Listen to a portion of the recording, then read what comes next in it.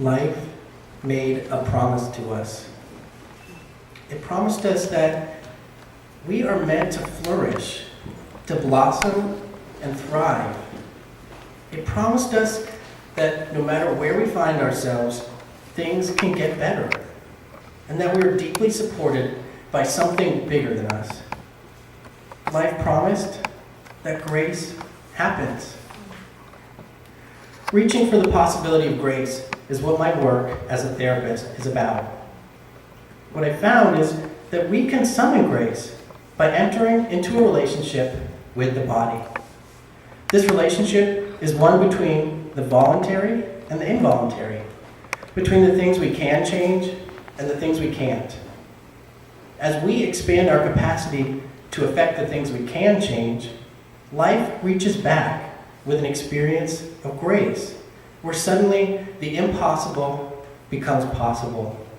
In other words, we summon grace by growing our own presence and participation in the body.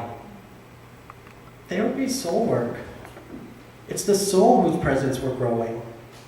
By the soul, I mean that essential aspect of our identity that we use to navigate our experience. In my belief, the soul is not the body, it is not the emotions, and it is not the mind. But it uses those things to move in the world, and it is through those vehicles that it realizes its purpose.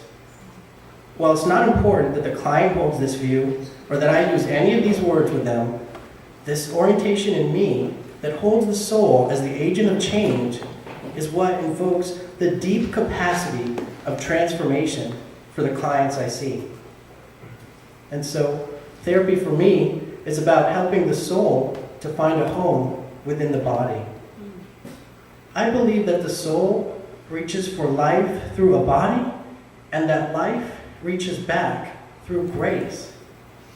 This paper is a case study in the therapeutic use of this relationship, and a revelation of how consciously joining this dance can transform pain into power, despair into hope, and a curse into a blessing. The purpose of therapy is to help life fulfill its promise, both to us and through us. Meet Deborah. On our first session together, as soon as she had crossed the threshold of my office, her tears began to gush with the force of a tsunami. As she sat down on the couch and took her sunglasses off, her movements seemed constrained and wrought with struggle. Anguish seethed from her words and breath. It was as if every part of her rallied against the experience she was having, but it was all trapped within a sense of hopelessness and helplessness. If ever there was a hell, Deborah was in it. She recounted the history of her migraine that had continued nonstop for the last 10 months. She had seen every kind of doctor and all types of alternative healers. She had spent a week of inpatient care at the UCSF Headache Center. She had tried every medicine there was for head pain and neurological conditions, and none of it could take away the fact that she vacillated nonstop from a 6 to a 9 out of a scale of 10 in excruciating pain 24 hours a day. Most of our first session was spent blowing her nose through a box of tissues and crying. In spite of the few words she was sharing, it was clear that she wanted to take in little of my presence and did not have any expectation that therapy would help her. She treated my inquiries with unmasked hostility, and every topic she discussed brought up anger in her. Knowing how it appeared that everything had failed her, I could understand why she would have little faith in me or the mysterious field of somatic psychotherapy. I noticed how strongly my heart pulled to help her, but also how hard it was to make a connection. Because I knew how important that connection was, I made a last-ditch effort in the final minutes of our session. Disclosing a piece of my own history, I told her that several years ago, I had contracted a virus that ate away at my skin and nerves, a condition that had put me in the hospital several times, and that it was through this work that I was able to find much of my healing. As she gathered her things and put her sunglasses back on, she got up and said, "Good."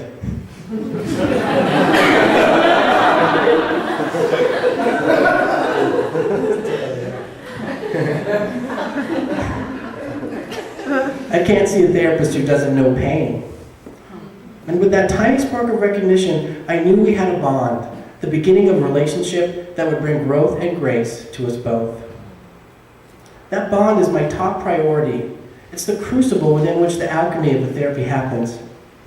John Bowlby, whose research gave rise to the theory of attachment, coined the term to speak to the power and importance of this connection. At its essence, attachment theory says that what gets wounded in relationship gets healed in relationship. And my hunch was that a solid and attuned relationship was what was missing from all the strategies Deborah had tried. Most doctors didn't give her more than 15 minutes of their time, and often what they did offer her was traumatic to her body. On the other hand, therapy offers 50 minutes a week of someone just caring, connecting, and supporting. There's a consistency and a continuity in that structure that really supports the deepening of intimacy and of an empathic bond. So often, just having that bond and having someone consistently show up every week is a corrective emotional experience for people. To be honest, it wasn't surprising to me why it was so hard for other people to be there for Deborah. She had a prickly personality, she was resistant to the idea of help, and to most of the things I offered her in the room. It was hard for her to take things in. While on a personal level, this was frustrating for me, it was also valuable information diagnostically. Her entire character organized itself into a defensive pattern, which she had taken in at some point in the past hurt her.